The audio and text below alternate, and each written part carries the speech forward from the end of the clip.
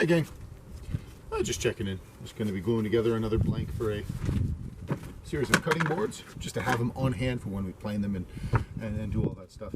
I think I'm going to take some of these into the school to plane them there. Then it'll be over in a heartbeat. In fact, I've got some of these that are actually quite thick, but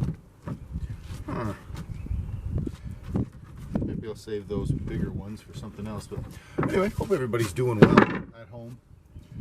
And I hope everybody's also been hearing some of the positive news that's out there. I'm not going to quote any good news, but there's been some good stuff going on.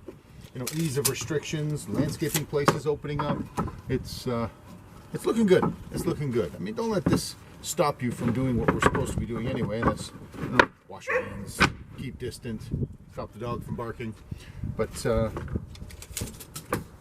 everybody seems to be doing pretty well with what's going on, and I think we're going to come out of this very, very well. I mean, there are some people whose lives were really negatively touched pretty hard, and you know, there's people getting sick or people getting just put in a tough spot because of this financially and socially. You can't go see your grandparents, and but it looks like we're going to be coming through it, and summer might be a lot better than everybody was fearing it was going to be.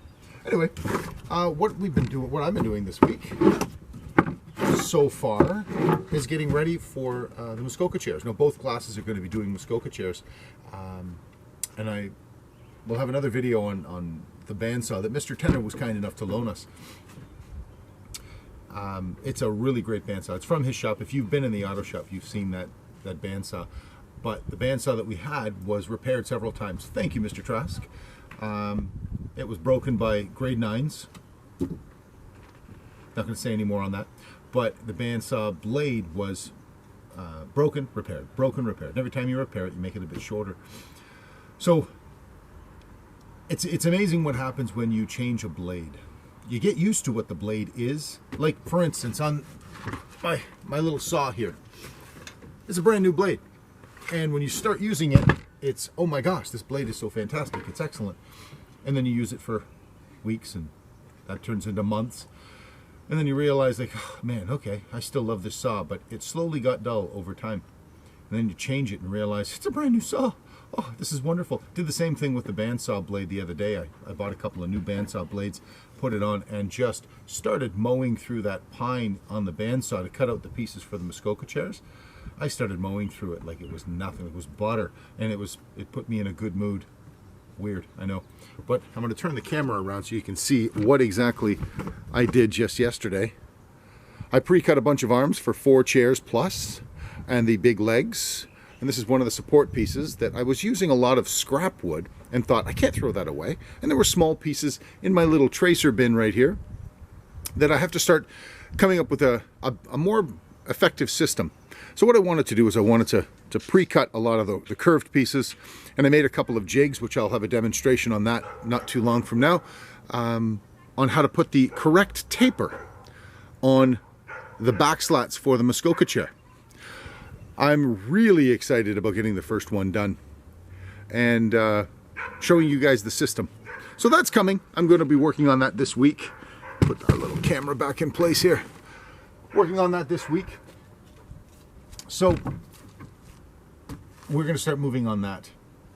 This is going out to both classes, by the way, because the woodworking project is going to be a Muskoka chair. So construction, you're going to enjoy, I hope, you're going to get to experience putting together a project as though it were a small business. Because, I mean, the only thing you change in the structure of a business is the product that you sell.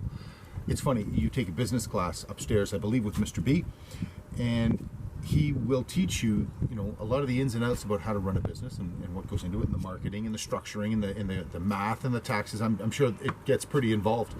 But once you have the understanding of that, and you have a good, clear head on how to run a business, let me put it this way. I knew a guy, actually I've known several, but one in particular, when I was in my 20s, late 20s, we were talking about what we wanted to do when we grew up, and yes, I'm still trying to figure that out. But he and I had a conversation about, his name was Steve. Steve and I had a conversation about what we were going to do, and he says, I want to run a business. And at that time, I didn't really have any insights into running a business, and I said, well, what type of business would you like to run? And he said, it doesn't matter. He just wants to run a business. And that was the first time I had ever thought about it, and I clued into the fact that running a business is a career path all in and of itself. So when we talk about transferable skills in school, when you learn how to add and multiply, just in math, you apply that everywhere in your life. Well, the more you learn in school, the more complex your skill set gets. And then your skill set, you may not know it, becomes highly transferable, especially the more detailed and the more the larger your toolbox of skills becomes. You can take your set of skills and apply them everywhere. It's amazing.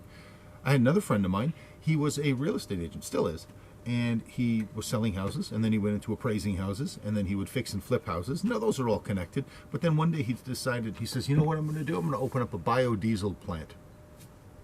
Because he knew the economics, he knew how to run a business, the advertising, the bookkeeping, the selling. It's continually eye-opening.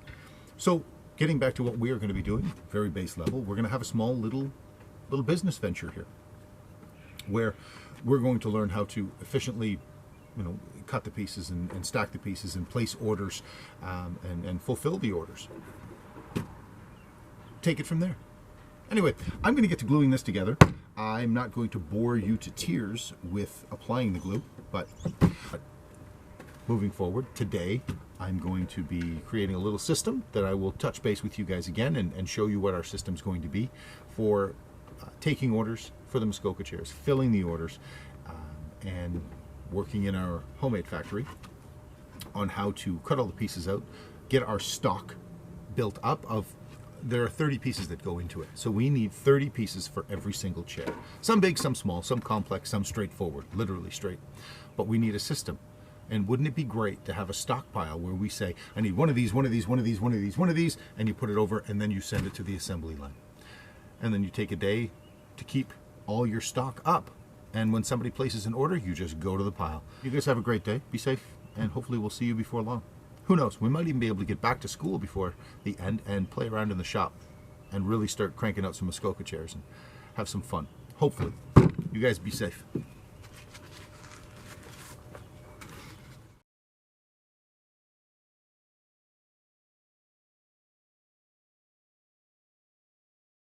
Okay. I am all set up in my garage, and I've got all the pieces set up. I got the screws ready, 2-inch screws, 1.5-inch set screws, and I laid all of the pieces that were the template. Sorry, there's another coffee. Laid all the pieces that were the tracer templates that had all the holes in the right spot. I laid them over top, drilled a hole, boom, boom, and then countersunk the hole. You can see the countersink on the right side. And what's interesting is the countersink is going to serve as a direction finder. See, this and this piece are exactly the same, right? I can just overlay them. These are the back slats. So what I will do is I will just take a look and see which side goes forward. Oh, the side with the countersink. Makes it much easier. Now, I was going to round over all these corners, but they're on an angle, and it won't be necessary to round them over. Maybe in a future project, we could round them over, but for this, I don't think it's necessary. So we've got all the pieces right here, except for the arms and the feet, and the legs, or the bottoms, which are right there, which have no pre-drilled holes. Anyway, there we go. Oh my gosh. All these pieces.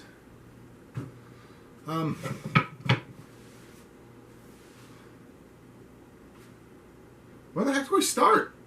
I mean, I hate doing a project when, you get a few pieces together and you realize, oh my gosh, I gotta take this apart and this has to go behind that. I gotta take it apart. No, I glued it together. And now it won't come apart. Now I'm breaking the pieces. Oh my gosh. how the heck do I know where to start? Like, what piece of, oh, look, instructions. Oh my gosh. Oh, look, step 1, step 2, step 3. So please, I implore you, read these first, go through them, step by step by step, before you touch anything, before you glue or screw anything. Read these and know that step 1, step 2, step 3 is in your head before you start step 1. It's very important to know that, oh, if I do step 1, it will lead to step 2. And by the time you do one chair, you'll be turning to the right to the people working next to you and going, dude, don't do that. Nope, that comes next. You got to do step 1 first. And what you will see is instructions matter. No matter what your father or your uncle says. Instructions matter.